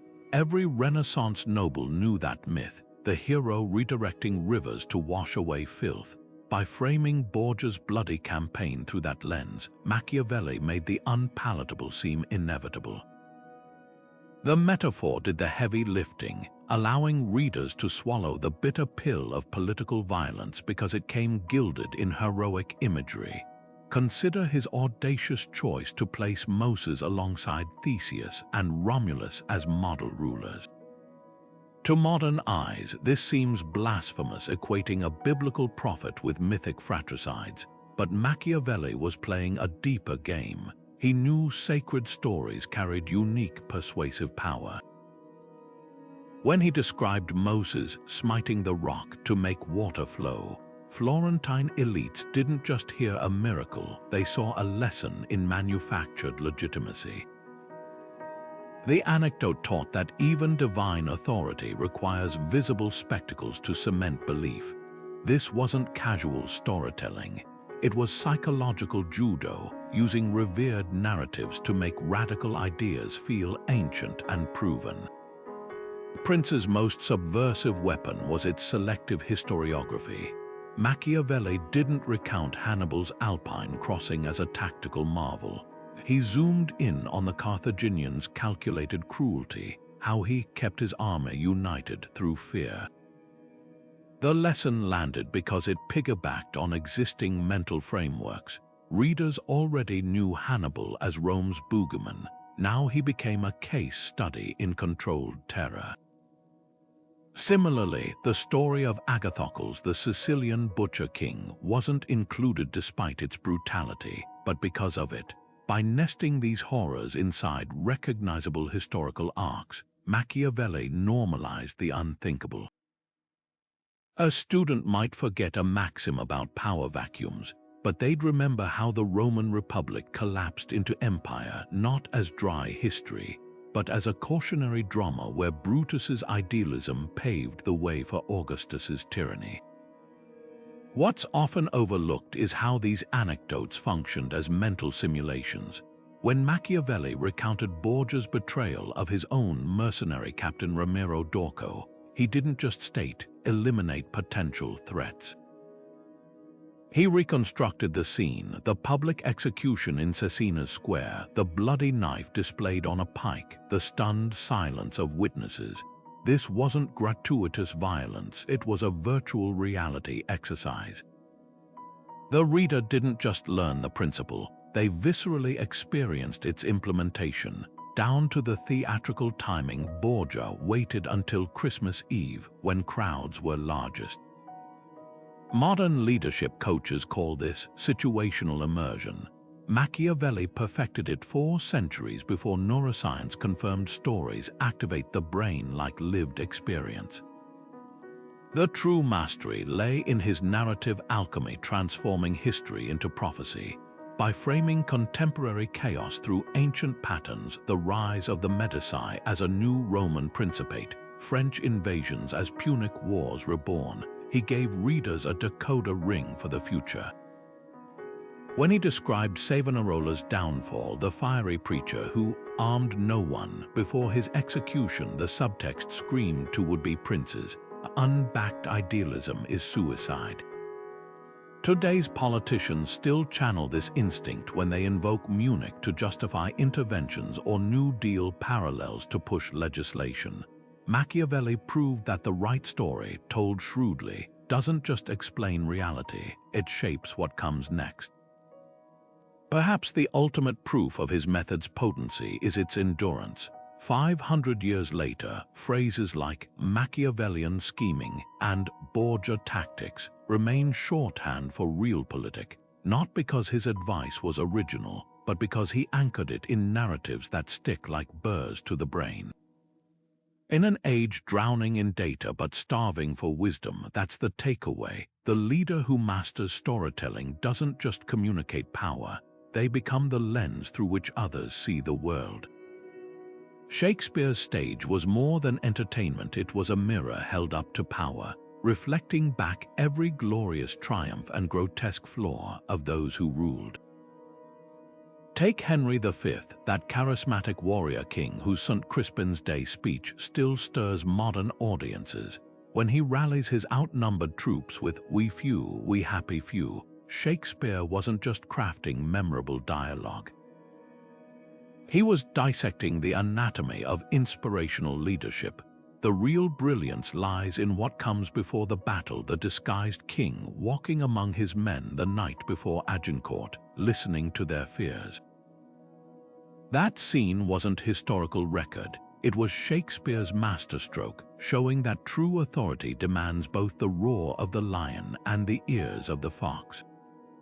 Elizabethan nobles watching from velvet seats didn't just see a medieval monarch.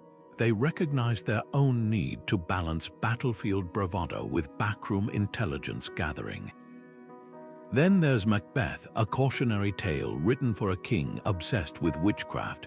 Shakespeare took a Scottish tyrant from Holinshed's Chronicles and transformed him into a psychological blueprint for self-destruction.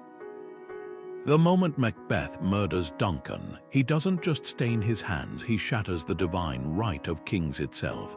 Watch how Shakespeare scripts the aftermath: the killer's hallucination of a dagger, his wife's compulsive hand washing, the banquet where Banquo's ghost sits unseen. These weren't theatrical flourishes, they were case studies in how isolation corrupts judgment. James I, England's newly crowned Scottish king, would have recognized the warning.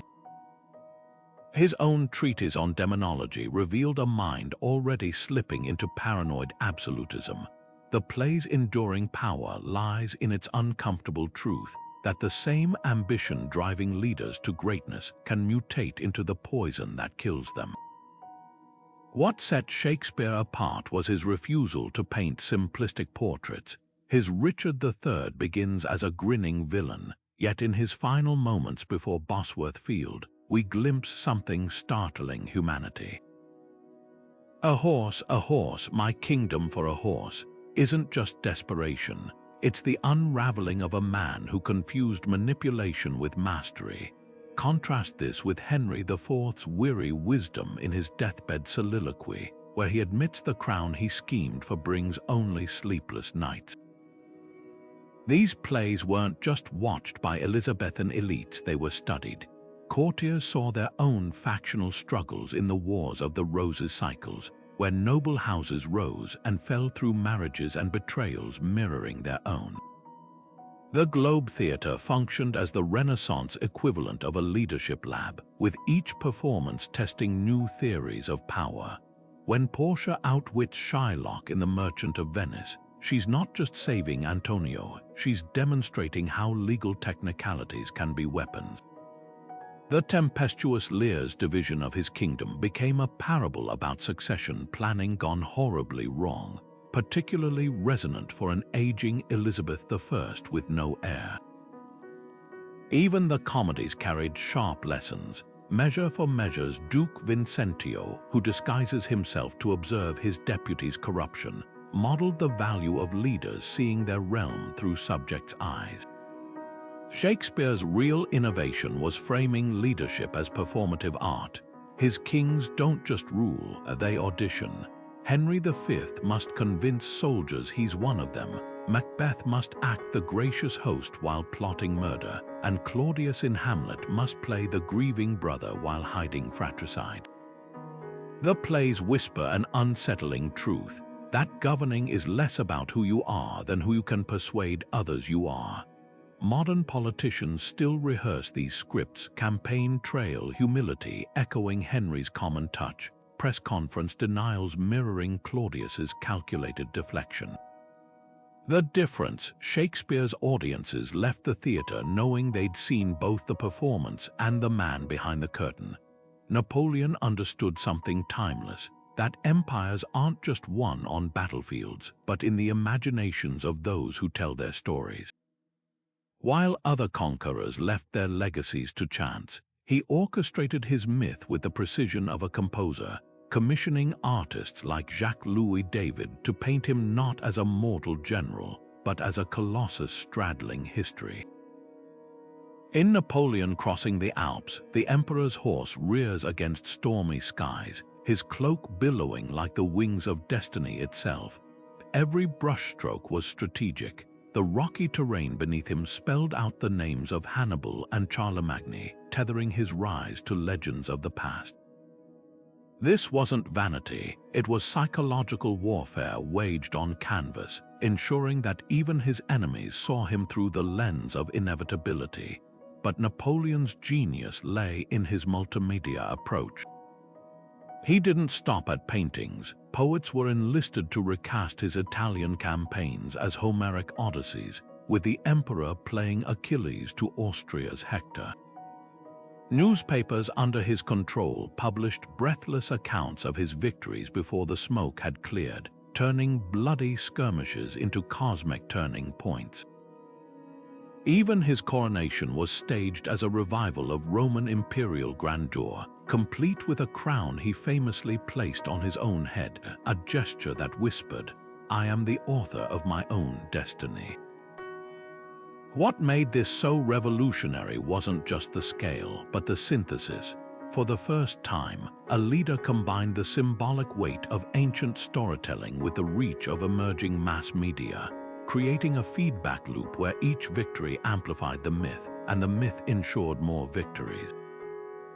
The most cunning twist, Napoleon weaponized his opponents' narratives against them. When British caricaturists depicted him as a tiny, rabid Corsican, he didn't suppress the images, he let them circulate, then staged events to undermine the caricature. His decision to personally lead charges at Arcole and Austerlitz wasn't just tactical, it was theatrical, transforming the little tyrant trope into proof of his fearless leadership. This narrative jiu-jitsu revealed his deeper insight, that a story controlled is more powerful than a story censored. Even in exile, he dictated his memoirs with the flair of a novelist casting scent.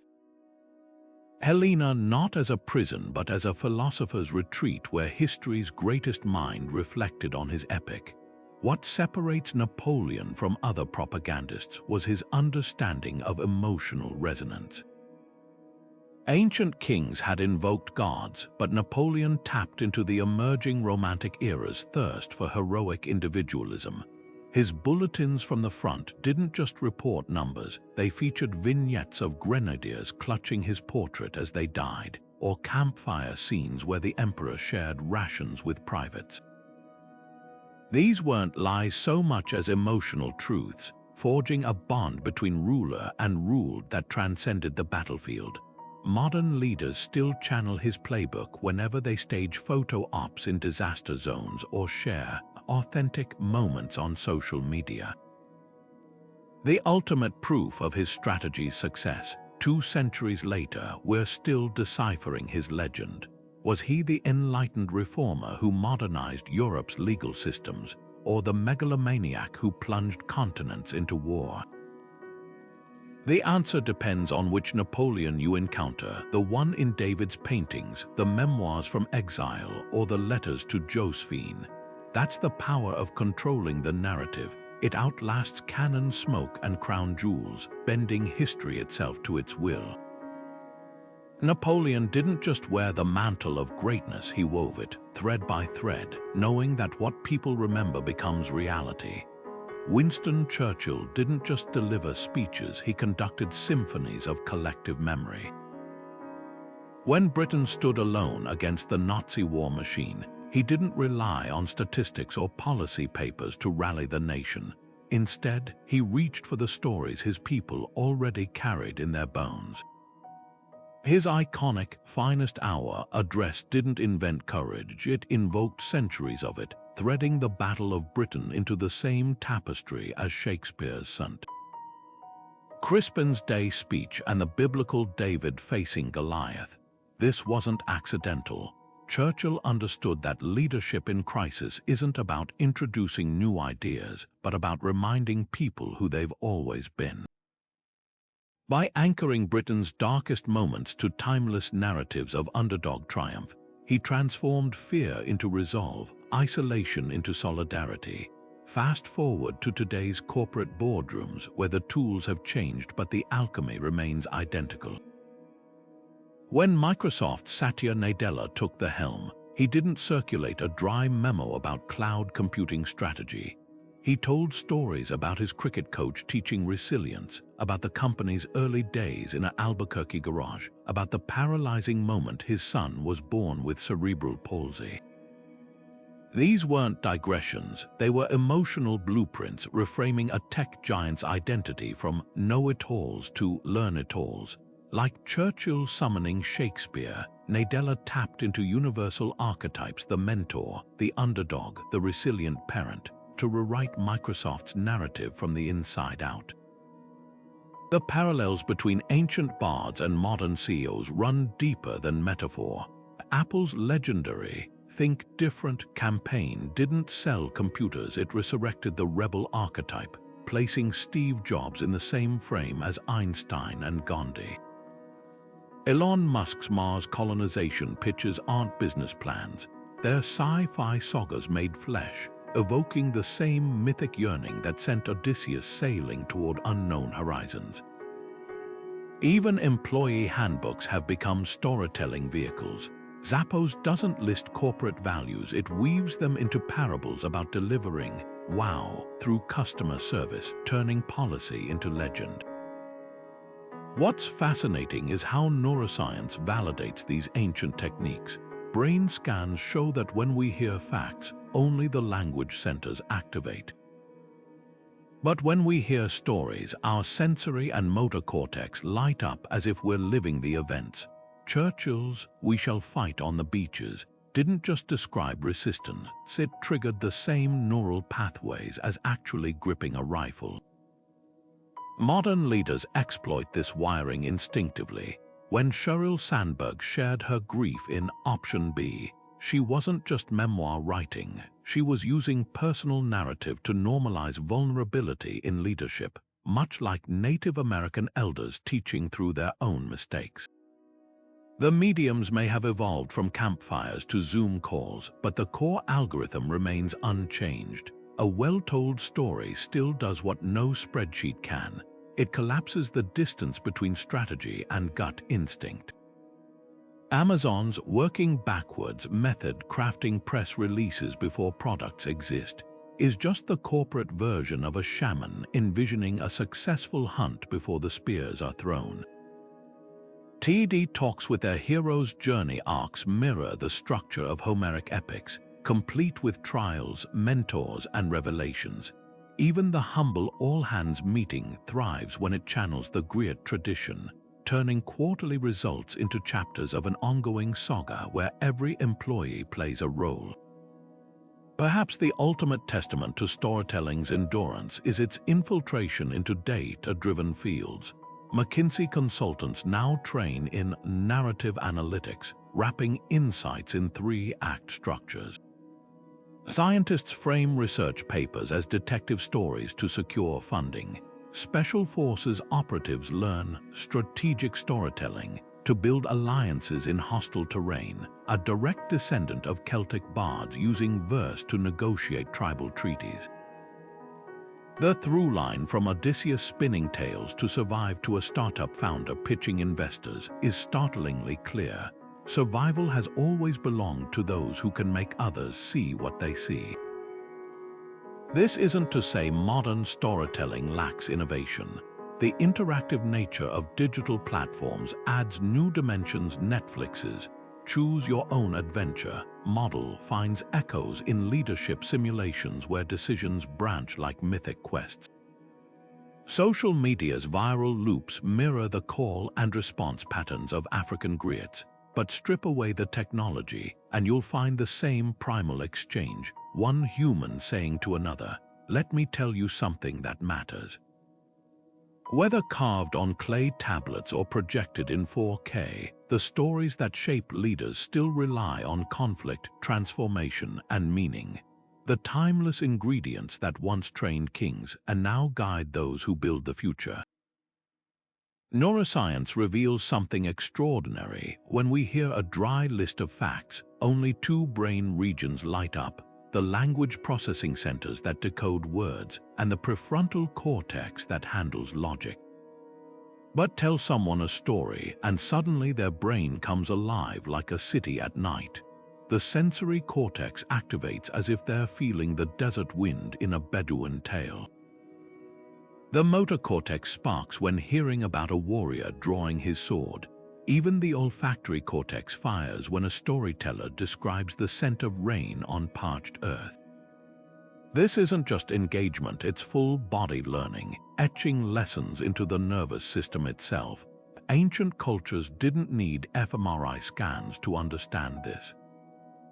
They saw how a well-told story could make a child remember the dangers of greed better than any scolding, or turn a young hunter into a strategist by recounting how the antelope outwitted the lion.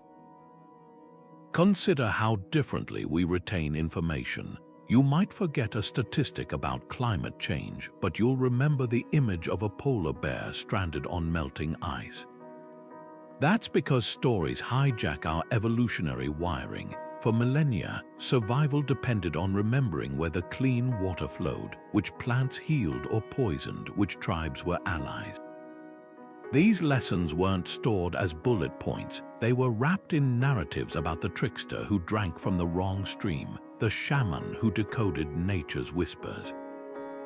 Emotion became the glue for memory. When the Greek bards sang of Odysseus weeping on Calypso's island, listeners didn't just hear a lament. They felt the cost of leadership's loneliness, a lesson no leadership manual could replicate. Modern research confirms what oral traditions perfected. Psychologists at Stanford found that statistics alone persuade about 10% of listeners, while the same data embedded in a story convinces over 60%. This isn't about manipulation, it's about resonance. A CEO announcing layoffs with spreadsheets creates panic. One who shares how the company survived the Great Depression by reinventing itself, then asks employees to help write the next chapter, transforms crisis into collective mission. The military has known this for generations.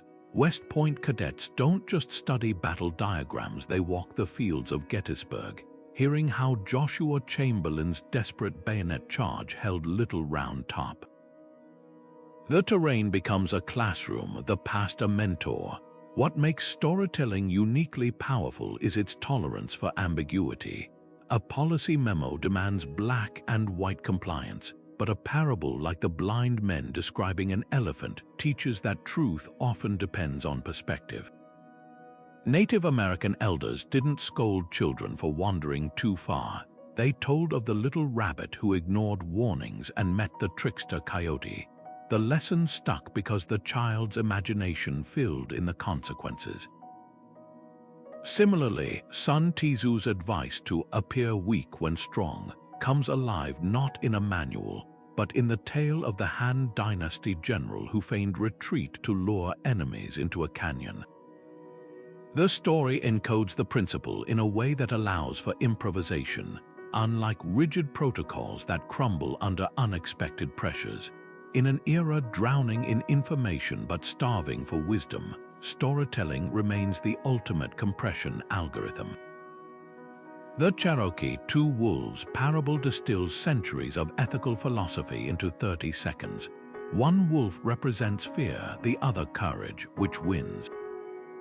The one you feed. Compare that to a 20-page treatise on moral decision-making.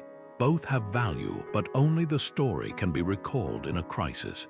This explains why NASA engineers still reference the Apollo 13 near disaster as a masterclass in teamwork, or why doctors diagnose rare conditions by recognizing patterns from medical mysteries they've heard.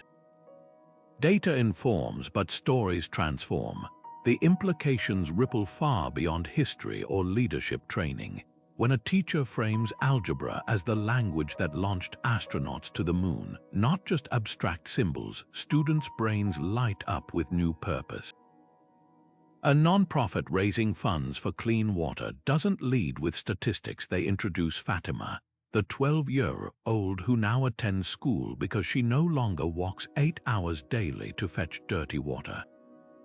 Even artificial intelligence researchers are discovering that the most effective way to train machine learning models isn't through raw data, but by structuring information into narrative-like sequences that mirror human cognition. Perhaps this is why every enduring culture, from the griots of Mali to the rabbis preserving Talmudic wisdom, entrusted their most precious knowledge to stories. They understood that facts fade, but well-woven tales become part of us, whispering guidance when we face our own crossroads. In the end, storytelling isn't just a teaching tool. It's the original virtual reality, a technology that lets us live 1,000 lives, absorb centuries of wisdom, and emerge better equipped to write the next chapter of our own. From campfires to boardrooms, storytelling remains the ultimate leadership tool, not because it's the oldest, but because it's the most adaptable. Think about it. A Silicon Valley CEO today and a Mongol Khan 8 centuries ago face fundamentally different challenges, yet both lean on narrative to unite, to strategize, to endure. The stories change, trading chariots for chatbots, swords for stock prices, but the human wiring they tap into stays stubbornly the same. Those ancient tales of Odysseus and Sun Tzu endure because they weren't about specific tactics, but about the timeless dance of power and vulnerability, ambition and humility. Consider how effortlessly these lessons translate. The Cherokee parable of the two wolves battling inside us now fuels corporate workshops on emotional intelligence. Scheherazad's cliffhanger technique shapes modern TED Talks, where speakers withhold key insights to keep audiences leaning in. Even the Viking saga's emphasis on reputation management finds new life in LinkedIn thought leadership posts. The medium evolves, but the mechanism remains. Stories bypass rational resistance and speak directly to the limbic system, where real decisions are made. That's why a junior analyst remembers a mentor's anecdote about a failed product launch long after forgetting the bullet points in a risk assessment spreadsheet. What's truly remarkable is how these narratives democratize wisdom. Sun Tzu's metaphors made strategy accessible to peasant conscripts, just as Elon Musk's production hell. Storytelling helps factory workers grasp manufacturing bottlenecks. Oral traditions ensured survival knowledge wasn't locked behind palace walls or paywalls, whether it was a griot teaching drought resilience through spider tales or a startup founder using Pixar's story spine to explain pivot strategies.